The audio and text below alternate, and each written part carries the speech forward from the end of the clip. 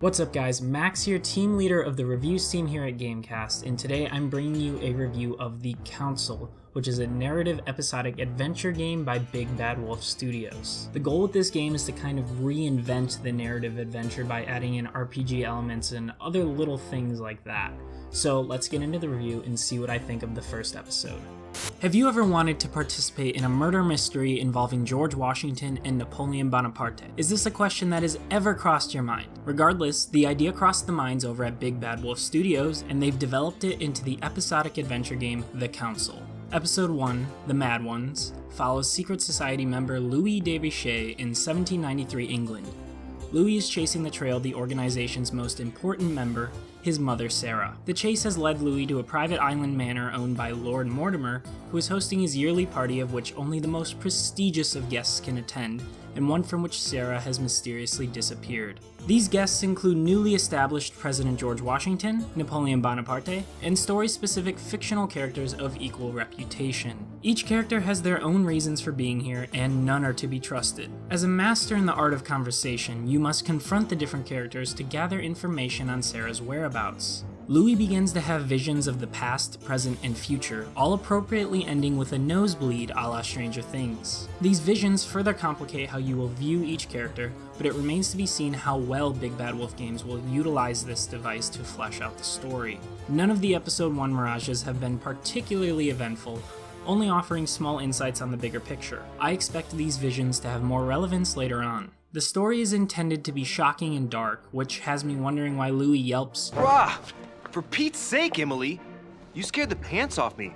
Don't ever do that again." instead of reacting calmly to a situation like the Secret Service member he has supposedly been trained to be. Why are his questions inflected like 14-year-old Sora from Kingdom Hearts instead of like an early 1800s Prestige?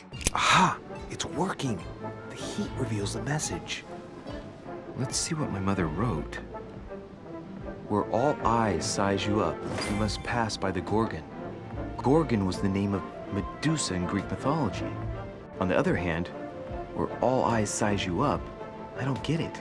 For a plot that explores elements of suicide, mental health, and torture, there are many of these goofy lines that pull me out of the otherwise engaging overall tale. Most of the characters have this problem, with each one reacting in the same tone no matter the situation. The only exception so far is Sarah, whose actress inflicts far more range and tone in her few minutes on screen than any other actor in this 2 to 3 hour opening act. This issue is the fault of the voices phoning it in, paired with the writer's stereotypical quips and phrases. Despite this, I was still engaged by The Council due to its RPG twist on the standard Telltale gameplay mechanics. A majority of the game has you maneuvering dialogue trees, with characters having immunities and vulnerabilities to expose. One might be resistant to logic but weak to manipulation, while another is fluent in politics but knows little of science. Louis can be one of 3 classes: the diplomat, the occultist, or the detective. Similar to Dark Souls, your class choice doesn't lock out any skills, but it will determine which ones you excel in.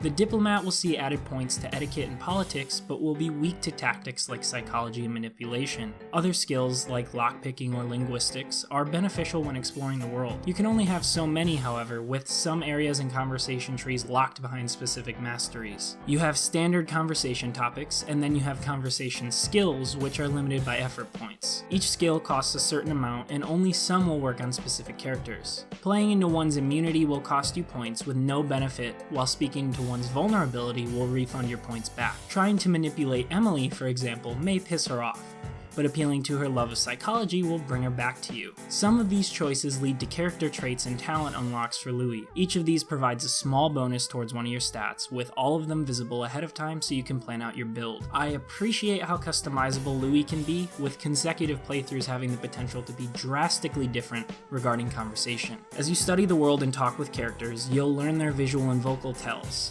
You can even check gathered data on a person in mid-conversation to give yourself the upper hand. These characteristics stay the same between playthroughs, and having each character memorized evokes a powerful feeling during dialogue. During my second save slot, I spent much more time experimenting with different topics to get a more unobstructed view on persons and their intentions. Between conversations, you can explore limited segments of the mansion.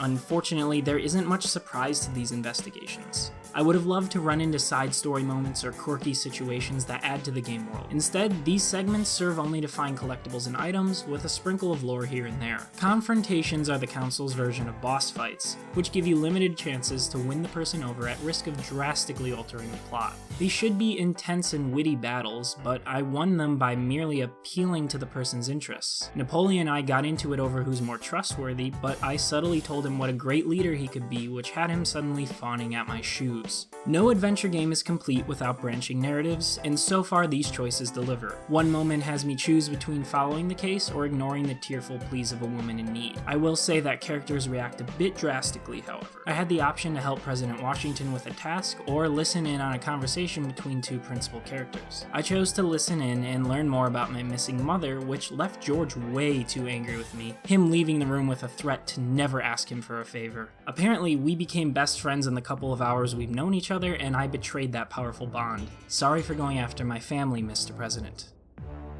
The character models are a bit too stoic for my liking. Even paired with the Dishonored aesthetic this game takes after, the stiff animations and deadpan facial expressions remind me of the original Mass Effect. And that isn't a compliment. Add on the unremarkable voice acting, and you have some scenes that are difficult to take seriously. That said, these issues add some unintended lightheartedness that makes the more gruesome scenes easier to bear.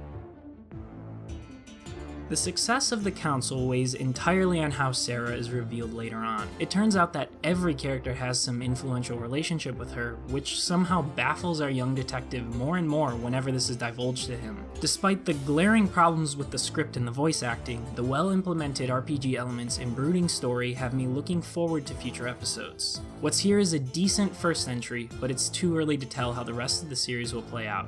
Episode 2 needs to have some big payoff, or I fear that it will be a premature drop-off point and what could turn into a thrilling experience. Well folks, I hope you enjoyed the review of the first episode. The remaining 4 episodes will be getting reviews as they come out. If you're watching the live stream, don't forget to stay tuned to all the extra content on the way, and don't forget to leave your thoughts in the comment stream on the side. If you're watching this on demand on YouTube, leave your thoughts in the comments below. Don't forget to like, subscribe, all of that good stuff, and stay tuned for all of our excellent GameCast content.